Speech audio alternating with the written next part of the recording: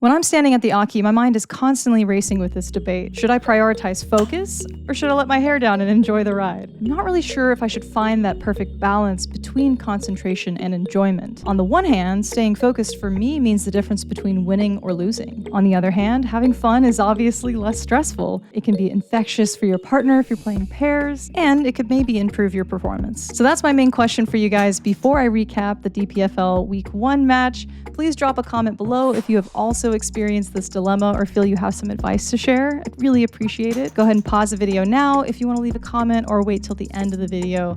And don't forget to subscribe if you haven't yet. I'll be posing big questions every league recap so we can all learn together. All right, let's go over Week 1, starting with the bull up. Megan was the host, so it was her option and she decided to show me one. She hit outside. I made sure to practice my bulls before the match, which definitely paid off as I hit the 25. In single bull. I also want to mention I exclusively practiced 2 games of Bob's 27 and played 121 for about a half hour before my match. Yeah, you too, shoot well.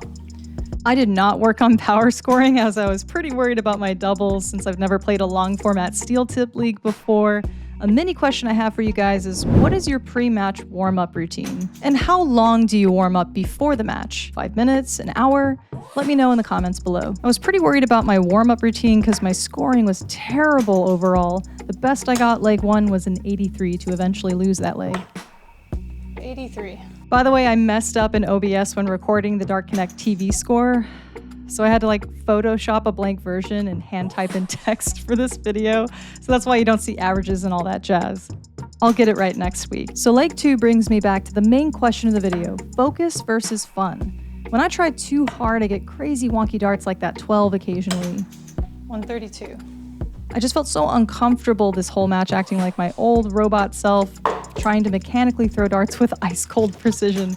But that creates such a stressful headspace that just isn't enjoyable.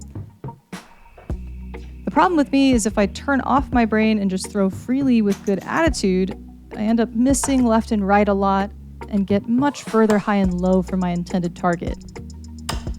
43. Like this 43 round here.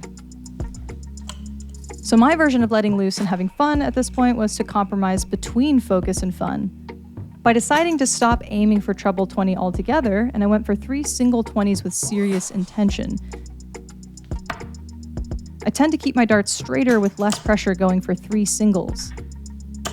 100. Got a lucky treble 20 there. Because the reality is if I average 60 points per round, that's very advantageous in this league and takes some pressure off hitting the treble.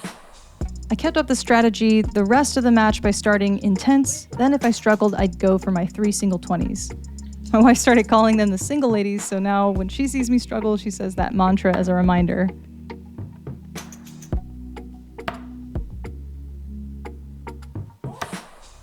Uh, 78. Okay, gotta pause here because I panicked through at treble 20 to leave 14, which was dumb. Gotta shame myself real quick so I don't do this again next match. I'll never get better at counting if I don't practice it in real time. All right, back to the leg. I actually love wonky doubles like 14, but I'm thinking to myself, depending on what Megan leaves here, I better break that up unless she hits a big treble. And with 44 scored, I decided not to go for double 7 and break it up instead by starting with a single 6. Then I thought I had double 8 for a second and quickly realized, no, you silly goose, you have double 4.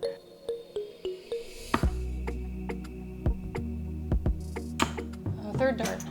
Broke throw with a third dart, and I'm still nervous as hell at this point, worrying if I can hit 6 more doubles for the match. The stakes were high to hit my doubles, first chance I had the entire match, especially smaller doubles like 32 and tops. I chose focus for all of my doubles.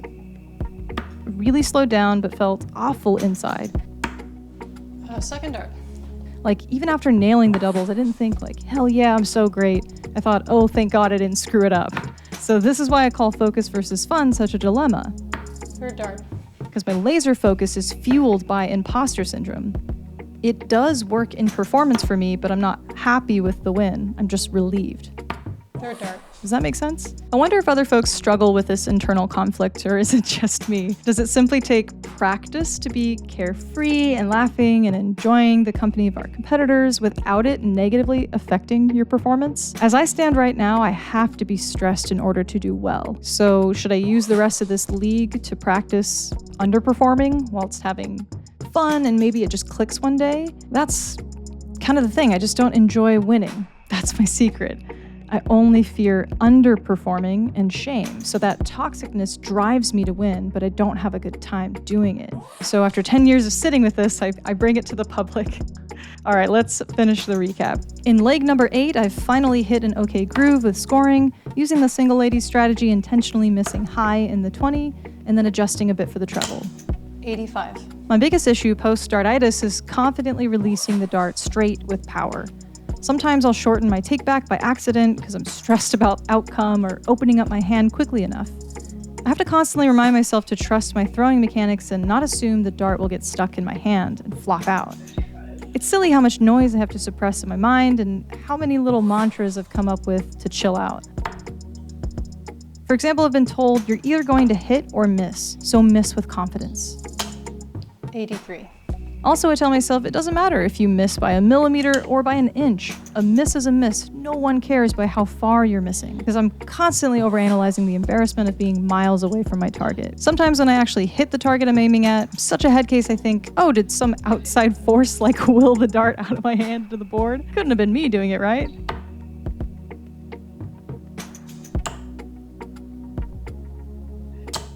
$60. I explained this to my partner yesterday, and she's like, no, Jen, you're describing sorcery, and that doesn't exist. She's usually the voice of reason.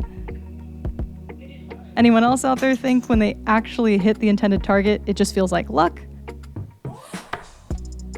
Maybe I only feel that way because I'm a stressed little hermit crab in competition. 81. Okay, I have 149 remaining, which is tough. In my head, I really want to break throw here because the 4-3 match score isn't a comfortable lead for me. I really want to capitalize on the momentum I've built so there's less pressure to get the 7th and final leg. All right, when we have 149 remaining, we start with treble 20. Got it. Now on to treble 19. Miss. Working out what I have left, which is 70. So I want treble 18 to leave double 8. But I only hit a single 18, so now I have 52 remaining. 97.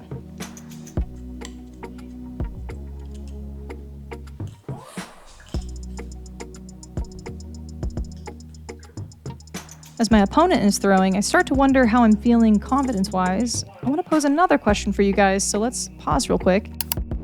How do you check out 52 remaining? I know this is a very basic one, but I also think it's a really nuanced question depending on your skill set. I personally prefer 32 over tops, so I'm going to go single 20 for double 16. But the caveat is, what if I hit treble 20 and bust by accident? I feel confident in my skill set that I won't do this. However, an alternate route for beginners might be single 12 for tops instead. If you hit treble 12 by accident, you don't run the risk of busting. So let me know in the comments what you guys think about 52. I go super high and get my single 20. Even if I hit tops by accident, I'm still okay because that leaves double 6. I miss outside double 16, and I miss inside. 36 scored. This was the first time I just threw at the double without trying too hard, and it did not work out for me, so I come back to my dilemma of focus versus fun. I wonder how long it takes for me to perform okay, shutting off my brain and having a gay old time.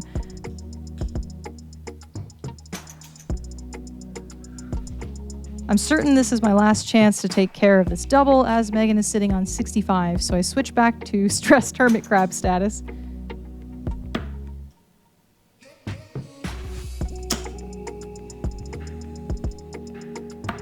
Third dart. Managed to pull it together with the last dart.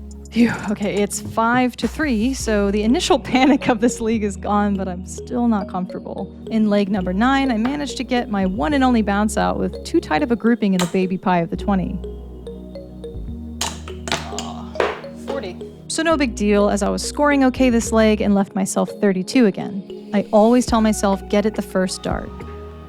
First dart. That is the biggest relief. I'm up 6-3 now, but I lose leg number 10. Megan was scoring really well and took a big 71 checkout to hold her throw. So I get to go first in the final leg number 11, leaving myself 32 yet again. My favorite.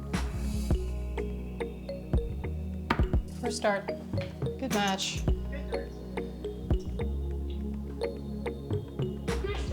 Yeah. Thanks, same to you. Well, that was that.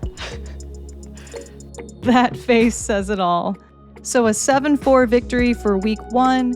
Of course, I'm happy with the result, and I met my goal for my starting average, but I was super stressed the entire time. So for week number 2, my strategy for myself is I'm going to throw fun at the treble 20, all loosey-goosey, and then focus on the doubles. We'll see if that works out. All right, thanks for watching. Subscribe so you don't miss my week 2 match analysis, and I'd love to hear from you guys in the comments. How do you balance focus and fun in your own game?